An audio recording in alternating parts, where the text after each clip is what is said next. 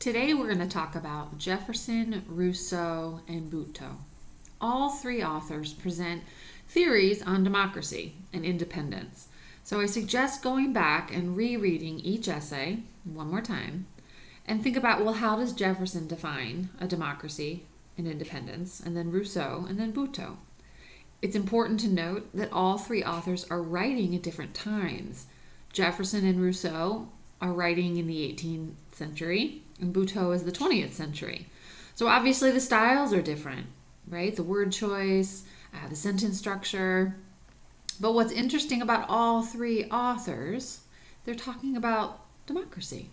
So that idea of democracy has been around for a very long time. And all three authors are presenting theories on sort of what people need to do within a democracy. We're going to talk about Jefferson. When Jefferson wrote the Declaration of Independence, he really had to think about his style. And so I'm going to read a quote from Jefferson, okay? Ready? Quote, "I did not consider it any part of my charge to invent new ideas, but to place before mankind the common sense of the subject, in terms so plain and firm as to command their assent." End quote. So Jefferson really had to think about the presentation of his argument. And one technique that he uses is parallel structure. And parallel structure is designed to ensure that the document is memorable and effective in its argumentation. So think about that. Reread the essay for a second and think about the use of parallel structure and how parallel structure creates a rhythm. And those ideas seem to flow and follow you. They build on one another, okay? Almost like a drum. So let's talk about some of Jefferson's key points. So first, when people reject past ties in favor of equal sovereignty, they should explain their reasons. So Jefferson is basically saying in the first paragraph of the Declaration of Independence that people need to explain why they want to break up. So if you want to break up with someone or something like a job, the other party deserves the reasons for the breakup. Well, that is very respectful, very polite. All right. One of his other points, number 2, because all men are created equal and form governments to protect their rights, they are entitled to cast off any government that abridges their equality and rights and to replace it with a better one. So one of Jefferson's central points is man deserves to create government. That the government is for the people. So the government needs to represent the people and protect the people. Number 3, one of his main points, people in a government have rights and duties. Now remember, the people within a government have to work. They have to pay attention to what's going on. They have rights and duties. At the end of the Declaration of Independence, the last line, one of Jefferson's major points, people of the United States must pledge to each other lives, fortunes, and sacred honor. Now, remember, in the actual document, it does not say United States. That term is a contemporary term. But the most important idea here is that if you want to participate in this democracy, you must be willing to pledge your life, your fortune, and your sacred honor. You must be willing to die. You must be willing to give money, and you must be willing to put your heart in who you are on the line in defense of this government. That's huge. I want you to reread the document one more time. And I want you to reread the causes, right? Why these people, why the colonies wanted to separate from King George. Think about these reasons, these causes, why they're leaving. And I want you to think, you know what? Are those reasons, are they strong enough for you to die? Would you be willing to die for those, to have the king stop acting in that way? Because that's what Jefferson's saying, right? Think about that. So what is analysis? Analysis means taking a specific section, a specific sentence, and stopping, thinking, and reacting. So first we start with what do the words literally mean, and then what do the words imply, and then why are they important? Let's start. This is one of my favorite quotes, the very last sentence of the Declaration of Independence. And for the support of this declaration, with a firm reliance on the protection of divine providence, we must mutually pledge to each other our lives, our fortunes, and our sacred honor. So, in order to be part of this democracy, people need to be willing to give their lives, their money, and their sacred honor. What does that imply? It implies that being part of a democracy is something that you have to work hard for, and you have to be willing to sacrifice. You have to sacrifice your life, your money, and your heart. So you can't just be part of the democracy because you want to. You have to be willing to give something up and mutually pledge, right? Everyone has to agree to give these things. You must work together. Now, why is this important? Because we're saying that democracy governments cannot work unless the people work together. There has to be sacrifice, and there has to be some willingness for the greater good, for the greater cause. There has to be an agreement, which, it's an important point. We can't just be all alone in making decisions individually. We have to be willing to come together and give up something. That's an important point. So let's move on to Rousseau. Okay, let's talk about Rousseau. Now, Rousseau wrote before Jefferson, okay? And Rousseau even wrote before the French Revolution, which is just kind of an important historical note. One of Rousseau's major points: people are essentially good, and a despotic ruler is undesirable, regardless of that ruler's goals. Now, that idea goes against Machiavelli, right? Machiavelli says that, hey, if the end result is awesome, who cares how you get there? And Rousseau disagrees with that. It doesn't matter what the ruler's goal is or what his success is. You got to be good. A government must not impose more hardships than it prevents, and it must be accepted freely by each generation.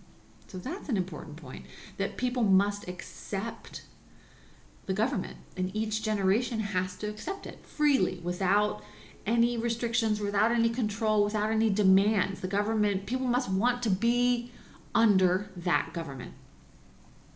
His second major point is liberty as a value is to be held above all else, right? Liberty means free from restrictions, from hampering, from control. So that, just complete, utter freedom is to be held above all else. Now, the third point is Rousseau's, I guess you could say, most famous point, the point that everyone always talks about, the social contract. The social contract is the conversion of liberty. Man does not surrender individual liberty, but rather he or she converts independence into political and moral freedom as a group. So Rousseau's point is that when you are in a society, you have to come as a group. So you don't necessarily lose your individual rights, but you have to be part of the group rights. That's an important point, the social contract idea. That in order to sort of be part of a functioning society with a government, you got to be able to work as a group. So your individual rights need to sort of yield to the greater cause of the group, if that makes sense. All right, let's go to Bhutto. So this section is on page 114 in the 10th edition. And we're talking about the social contract, all right? So here's the quote. Instead of destroying natural inequality, the fundamental compact substitutes for such physical inequality as nature may have set up between men, an equality that is moral and legitimate, and that men, who may be unequal in strength or intelligence, become every one equal by convention and legal right. This quote is interesting because it's talking about sort of natural inequality that exists in the world. And think about that. What kind of natural inequality exists? Well, I'm considered a tall woman. Are you tall or short? You could say that's an inequality. What color eyes do you have? How long is your hair? How fast can you run? All these physical things that you cannot change about your body, right? Nature's sort of inequalities. Well, It doesn't matter how you've been made, or what you look like, or how strong you are, or what your IQ is. Because in the social contract, it doesn't matter, right? Everyone is equal by convention and legal right. So inequality does not exist within the social contract. So read these words again. For such physical inequalities, nature must have set up between men.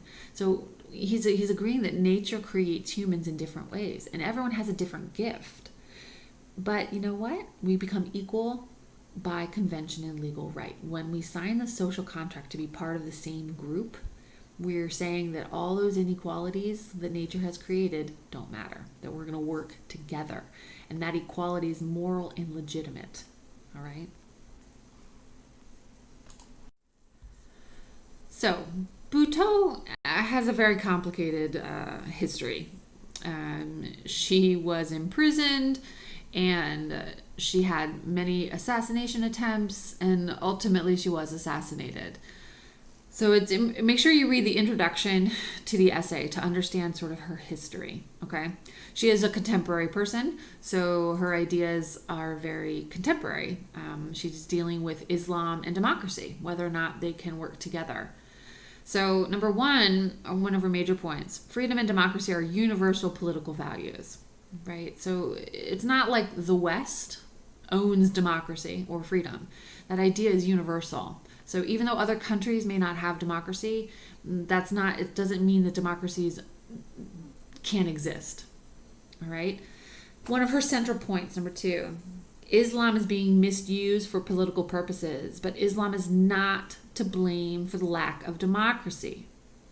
So she's arguing against anyone who believes that religion cannot be part of democracy.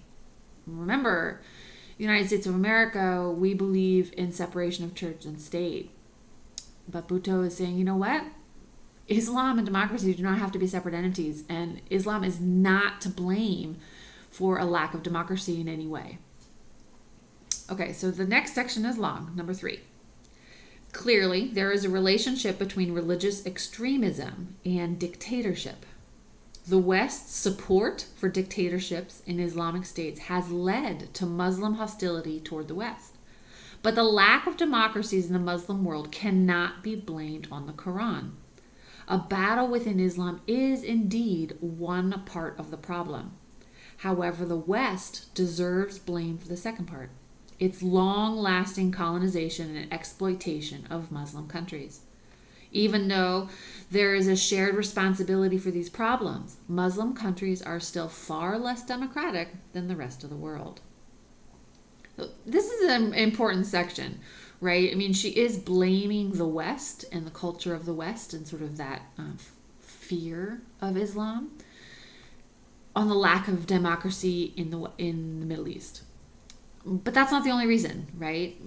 People who sort of pervert religion are also to blame.